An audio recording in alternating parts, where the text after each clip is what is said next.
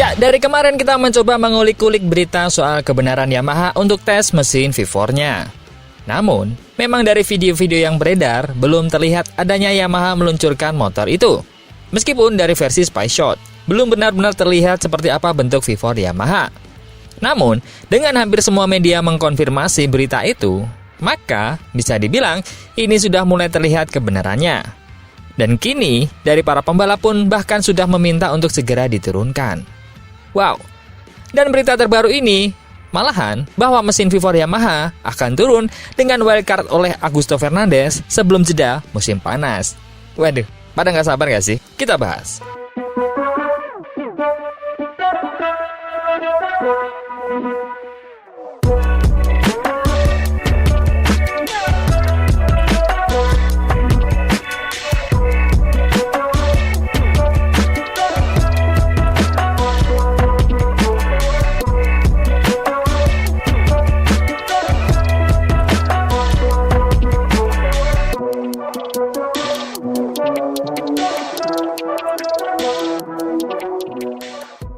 Jangan sampai ketinggalan update tentang MotoGP dari TNT. Dengan cara ketik hashtag MotoGP di kolom pencarian agar kamu bisa mendapatkan pilihan berita menarik yang kamu cari.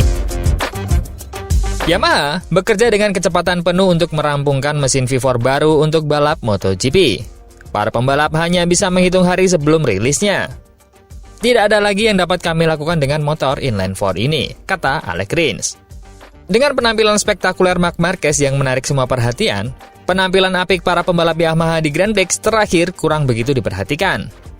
Di Austin, Fabio Quartararo finish kelima setelah menjalani salah satu balapan terbaiknya belakangan ini.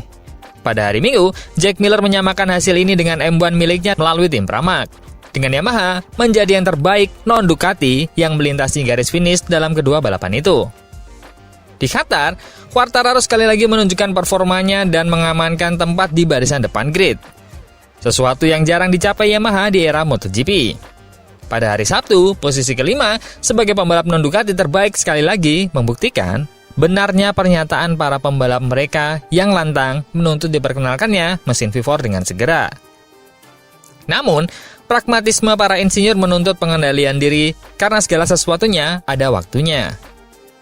Balapan dengan V4 baru di lintasan, tanpa melakukan uji keandalan dan memastikan bahwa mesin itu setidaknya sama kompetitifnya dengan inline 4, maka akan menjadi resiko besar. Meskipun Yamaha membuat kemajuan pesat soal mesin itu, tapi pengembangannya membutuhkan waktu. Kemunculan publik pertama V4 terjadi selama pengujian pramusim Sepang, meskipun dia hanya menyelesaikan beberapa putaran pada saat itu. Namun, selama pengujian minggu ini di Valencia, V4 menyelesaikan banyak putaran. Fakta bahwa Yamaha sudah berada dalam tahap pengujian ketahanan menunjukkan bahwa Yamaha akan melihat mesin konfigurasi V4-nya dalam balapan sebelum jeda musim panas.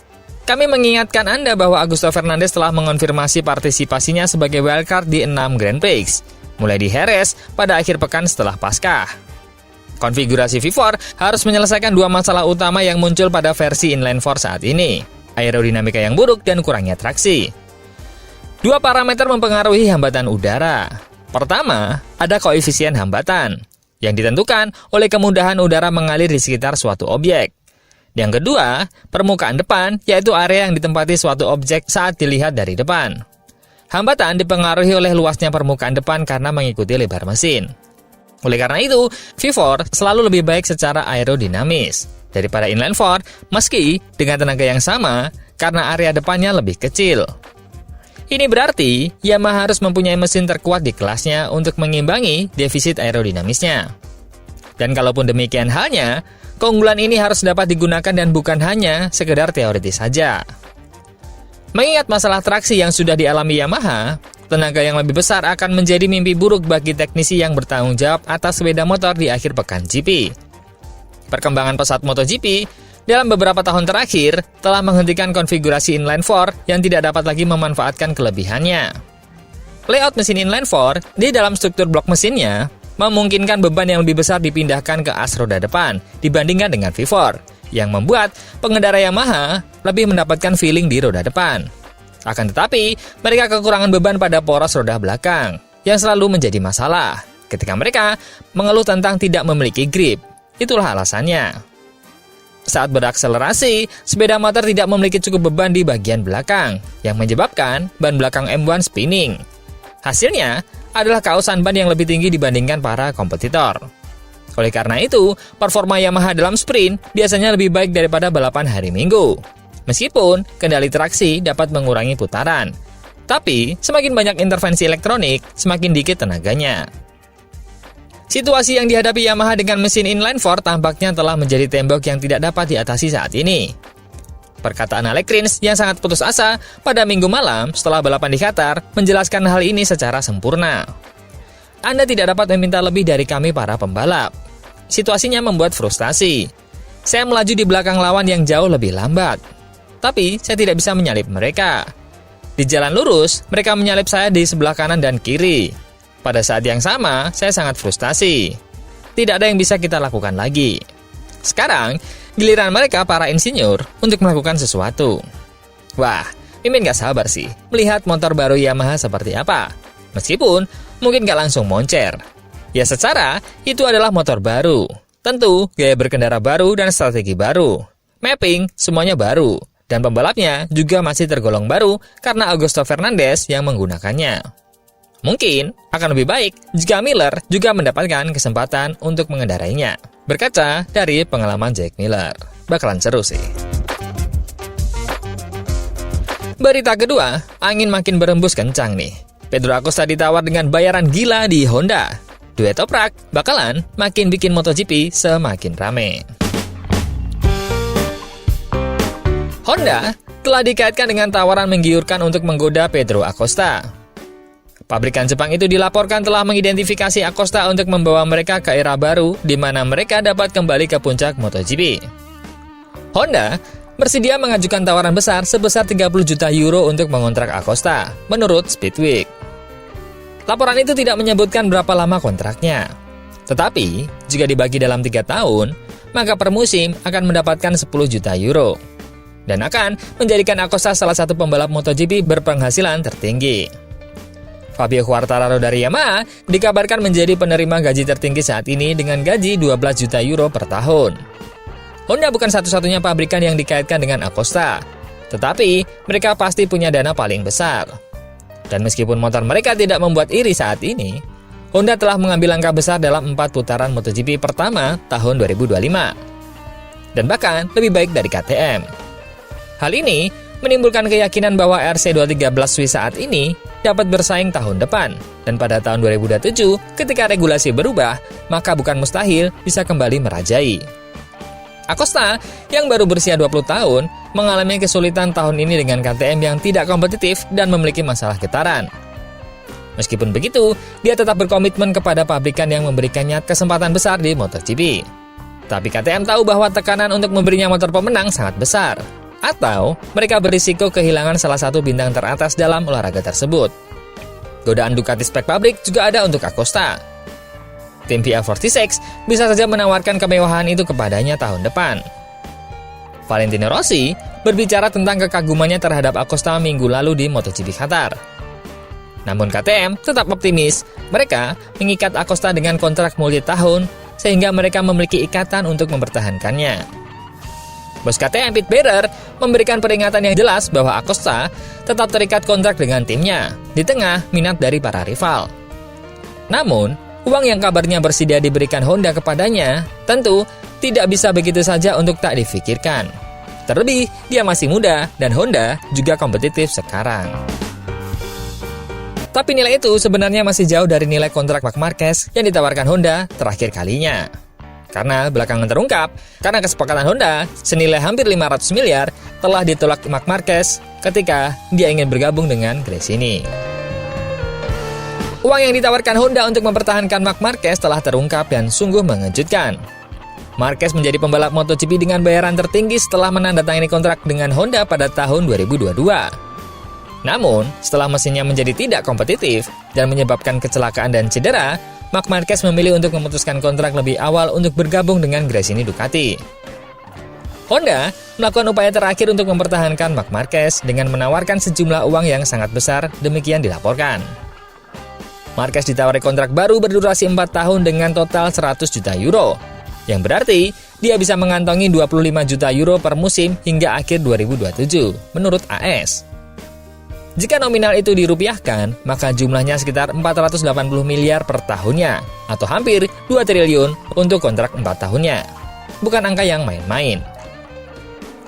Tapi Marquez menolaknya dan lebih memilih pindah ke Gresini, yang kemudian membawanya ke tim pabrikan Ducati. Jejdaliknya mengatakan, "Ya, saya tahu. Tapi bagi seseorang yang ingin menang, uang seharusnya tidak menjadi masalah.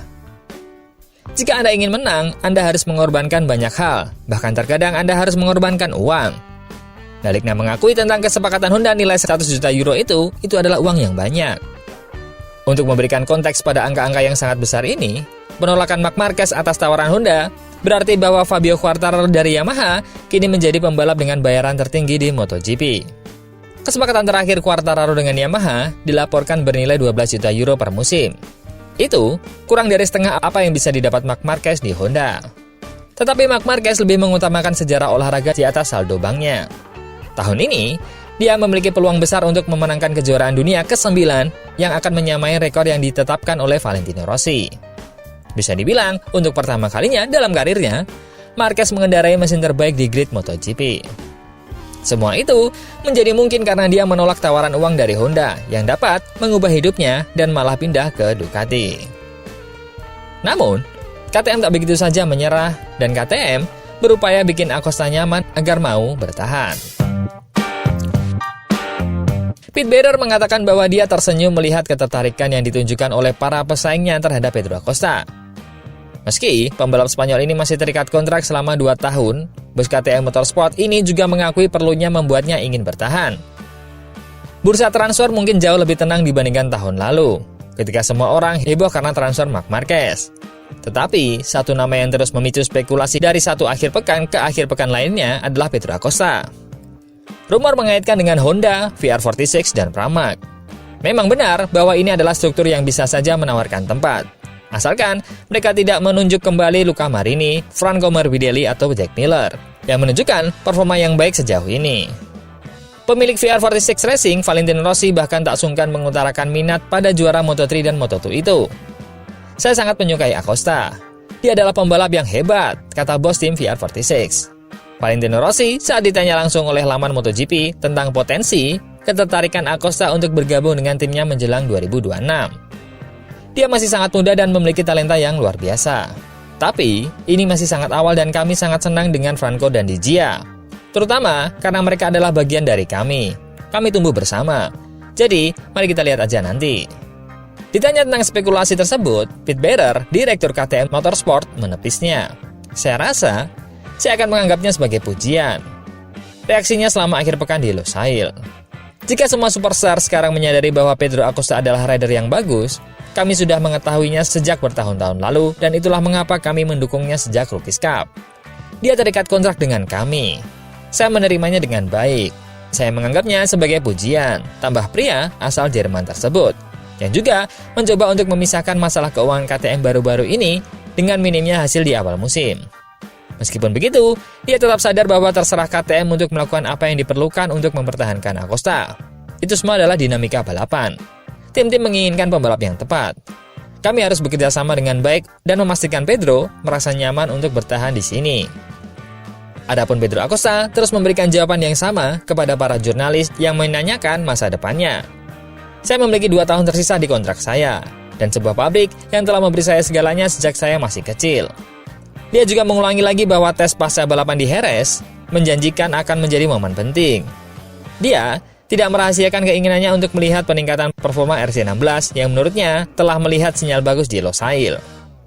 Tapi, jika melihat histori Marc Marquez, dan kini KTM begitu-begitu saja, bisa saja dia pindah ke Honda, Yamaha, atau Ducati. Jika dia ke Honda, apakah dia akan menjadi the next Marc Marquez di Honda? Menurut teman-teman gimana? Coba komen.